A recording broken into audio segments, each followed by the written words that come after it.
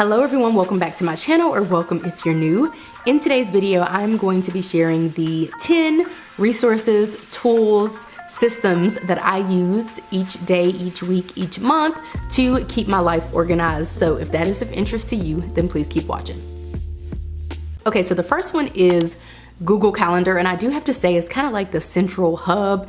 It is truly the motherboard of this whole system. So I really like Google Calendar, which I switched to about 4 years ago, because first of all, it's much better. If you're an Apple user, it's definitely a better calendar than the Apple Calendar. My friend uses the Apple Calendar, and if you look at the month view, all you see is like little dots, and you don't even know what those are for. But with Google Calendar, she was looking at my Google Calendar and she was like, whoa, like it shows the events and the reminders and all the things. So with Google Calendar, I really like using it to organize my personal and family events, and also just recurring tasks or reminders. Each month I have a reminder set to get a notification to give my dog her heartworm meds, and I have reminders for birthdays. And I really like that I can, if I'm sent an invite, whether I am just randomly sent an invite or I'm RSVPing to some type of event on Facebook or Eventbrite or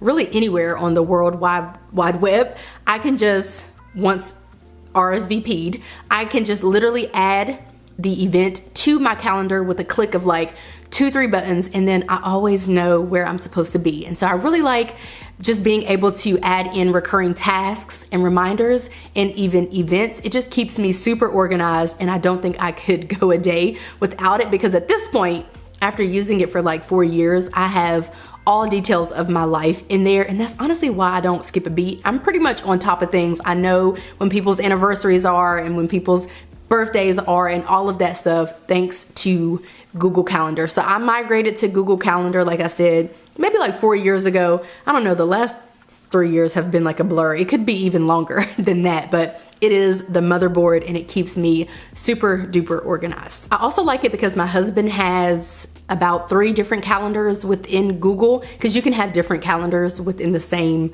account. So he has one for basketball, one for football, one for his whatever like personal events, and he even has one for his school stuff. And so he has shared those with me, and therefore I can kind of see, I can click on his calendars to see what all he has going on if I want to see what he has going on. And I feel like it's just a perfect platform for keeping the whole family organized. Now I also use the Notes app, and I'm kind of sharing these with you in terms of how frequently I use them. Not gonna lie about that. That's kind of how they came up for me as I was writing down these different systems. And I definitely use the Notes app probably far more than what the average person might think. I've planned out entire like projects in the Notes app. If I'm just out and about and I just have my phone, I don't have anything else on me, my go-to is the Notes app for note taking, and I can also share those notes with other people. Like I recently planned out our entire cousins trip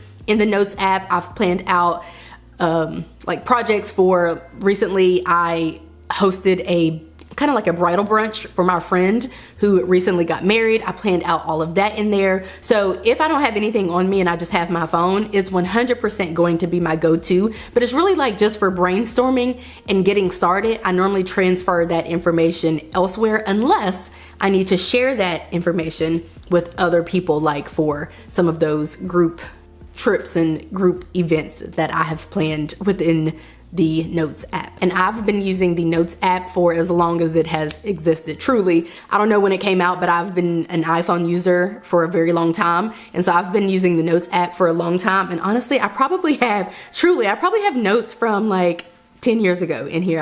I was gonna scroll back and see. I do try to delete them and get rid of them because it just takes up space. But I truly have notes from years and years and years and years and years ago. Next up we have Notion, which I'm going to do a Notion tour soon, but I started using Notion probably about a year ago, and I had this idea, you know, everybody was using Notion, so I had this bright idea that I would start using Notion, and not gonna lie, it definitely was very interesting. I recommend just buying a planner. That's kind of what it's, when you look for Notion templates, they're typically bundled together as a planner. So if you want to purchase, you know, like a cohesive package, just look for Notion planner. I went to Etsy, typed in Notion planner, found this bomb Notion planner that's no longer available, which is tragic, but found this bomb planner. It had templates or pages for keeping up with like travel stuff and for planning out a week and budget stuff and you name it, like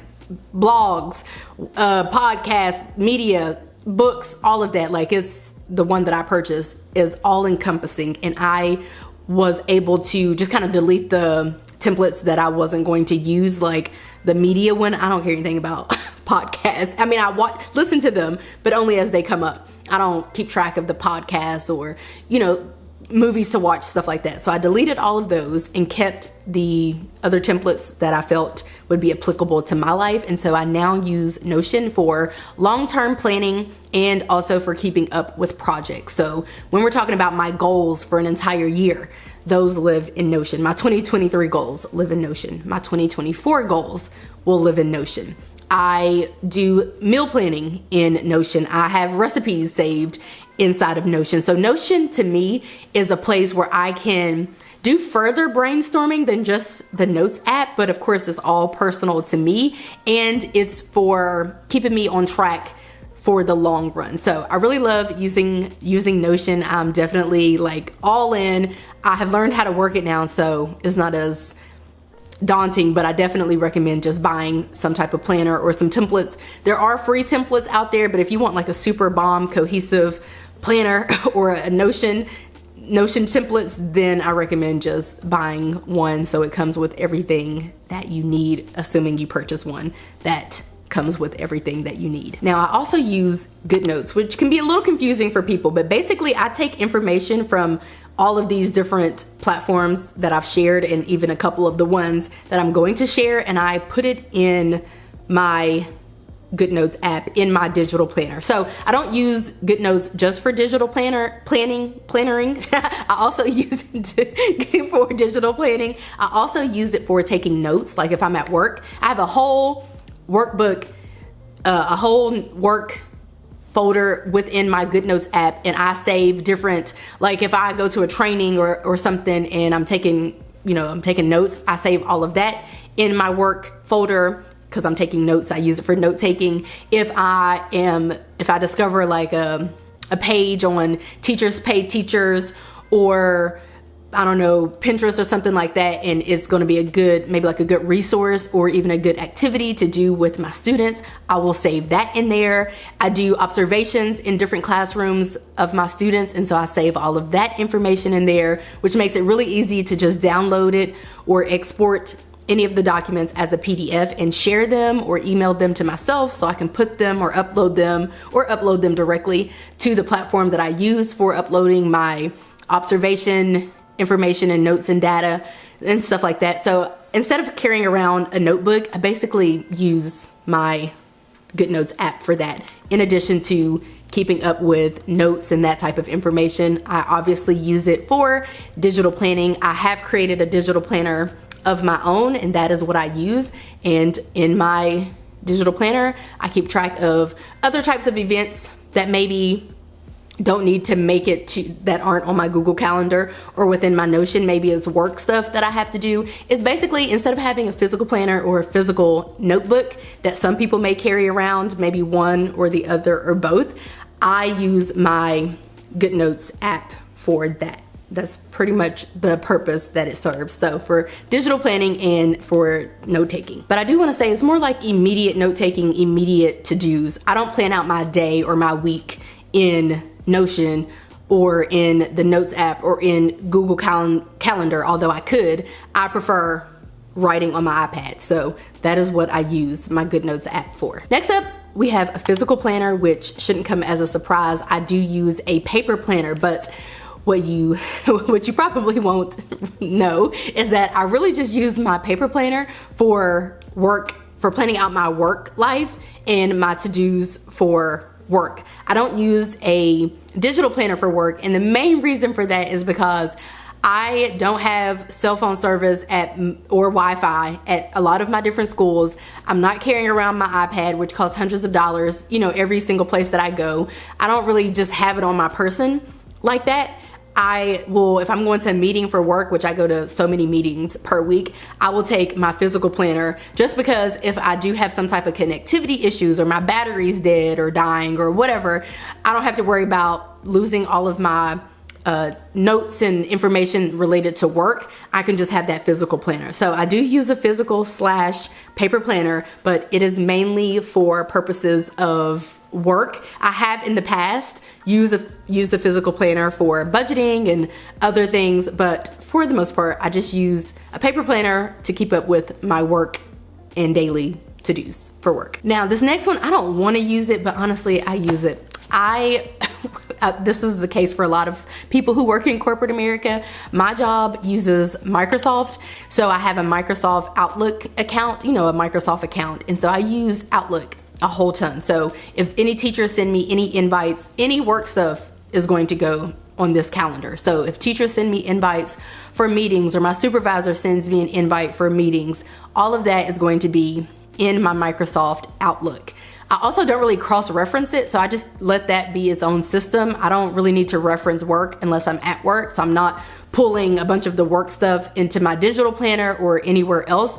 Work is just work. It's also confidential stuff, so it's, I guess, kind of cool that it's separate and not on a platform that I already use. It's on Microsoft Outlook, which I wouldn't use otherwise. I also have all of my student or client sessions scheduled within the week in Microsoft Outlook. So it's for work. I just want to put it out there that I don't use it for any other reason than to keep up with my work stuff. But as much as I would like to think that it's lame, which it kind of is, I'm not a Microsoft girly. I really do use Microsoft Outlook every day from like 8 to 4. And then sometimes I even reference it on Sunday and some other days if I'm trying to see what I have coming up for work. I have my work schedule inside of there, like as far as what days I have off for PTO, for holidays, all of that. So work is housed in Microsoft Outlook and of course in my physical planner. Next up, we have EveryDollar, which I'm about to ditch. I have been using EveryDollar as a system for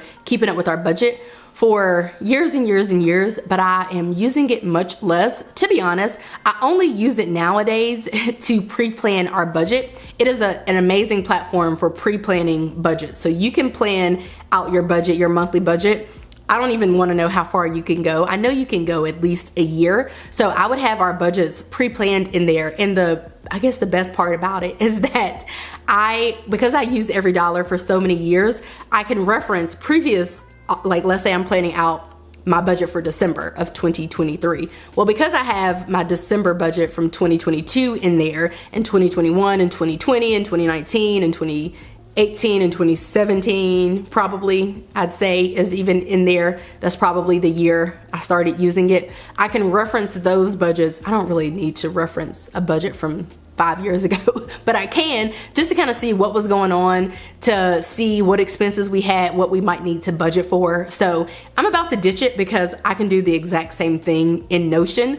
It's just a little hard to let it go just because it houses so much pertinent information, but it's definitely one that I'm still using, so I can't get on here and act like I'm not, but it can go because I've been using Notion so far for about a year, and after I've used it for a couple of years, I'll probably stop with EveryDollar altogether because at that point it would be completely outdated. The next app that I use, or platform that I use, is called Fudget. I actually use this every single day. You probably won't believe it, but I do. So in Notion, we have our monthly budget, we have our financial goals and stuff in there, but Fudget is actually where I do our paycheck budgeting. Now, I could do the paycheck budgeting on paper, on a scrap piece of paper, in a planner. I could do it in my digital planner in Notion, but Fudget actually computes for me. It calculates for me, rather, I should say. So why would I sit there trying to calculate all these different numbers and all of that when Fudget can do it for me? So I use Fudget for paycheck budgeting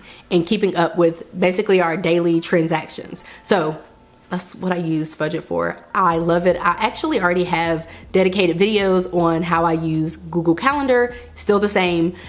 How I use Notion, still the same, although updated video coming soon. I have videos on how I use EveryDollar, how I use Fudget. So all of these platforms, how I plan in GoodNotes, all of these platforms that I'm talking about, I've already referenced them over the years, but so you can check out those videos if you want to see how exactly I use all of these in more detail, but I just wanted to put that out there, that I do have that out there and available to you, but I'm just sharing a list of the systems that I'm using currently. Next up, we have the Wave apps. Wave app. I don't know, whenever I type it in Google, I feel like I put Wave apps and then waveapps.com, but I think it's called Wave apps. There is an actual app, but I don't use the app. I mainly use the website, and on the website, I use that for business bookkeeping. So if I did not have the social media business situation, I would not use this because it would not serve me. But because I have to have a place to keep all of my information, all of my incoming, like my expenses, all of my income, all of my receipts, all of that, I use all of that within the Wave app, the Wave website. And yes, I already have a dedicated video about it. And it's free. All of these are free. Aren't they all free? I think they're all free. Yes, they're all free. Well, minus the physical planner, which, I mean, I could get a rinky-dink physical planner from work, but I'm kind of picky about the planners that I use, so I just buy my own. And then the last one, which is definitely, you know how people say last but not least? This is definitely last and least, which is the Mail app on my iPhone. So I use the Mail app. I have all of my emails attached within, with the app. I don't use like a Gmail app or anything like that. I use the app on the iPhone, and I have all of my accounts connected, so I get notifications when I get an email to my phone. And the reason why I'm even mentioning this, because it's kind of like, well, of course you use the Mail app. Like, how else do you get your mail? The reason why I'm mentioning this is because I actually have a little system going on within my Mail app. So whenever I get some mail, whenever I get an email, I actually, if I cannot respond immediately, which oftentimes I can't, especially to brands, sometimes at work, people are asking me stuff that I cannot give an immediate response to. I need to follow back up and kind of revisit it at a later date. I actually have a system with my flags. So as an example, a red flag, because I'll flag anything I need to go back to. A red flag is, this is imminent and this is something you need to respond to at your earliest convenience. And then I have orange, which is, you need to respond to this at some point. Like, you might not have to do it within the day or within 24 hours, but you need to get to this at some point. And then I have some other colors of flags that I use that mean different things. So because I pretty much always have emails that I need to respond to, I just go to the flagged section. I don't go scrolling all through my emails. Like, if I read it, then it is what it is. If I need to get back to it, then it's something that I need to respond to or follow up about. I just go to the flagged section and I just go through, and I start with the red, and then I work my way to the orange. And that is basically how I work that system. And it's really helpful for me because I just honestly, I don't feel like I get any more emails than the average person, but I just am not good with keeping up with emails. I would be okay if I never sent another email. I hate emails. I hate texting. I hate anything that requires me to like write a whole bunch. If you need me, I feel like people need to call me or FaceTime me. I know some people, or come visit me or meet up with me. I know some people are like, no, text me or, email me or whatever. I don't want to be messaged or texted or emailed at all, because that requires me to respond, and it just takes so long to respond. Now that I've gone on that tangent about that, which was unnecessary, let's go ahead and close out this video. So I hope that you guys enjoyed it. If you have any questions, comments, concerns, leave those down below in the comment section. If you enjoyed this video, give it a like, subscribe if you're new and if you're liking what you're seeing, and I will catch you guys right back here in a few days in a brand new video.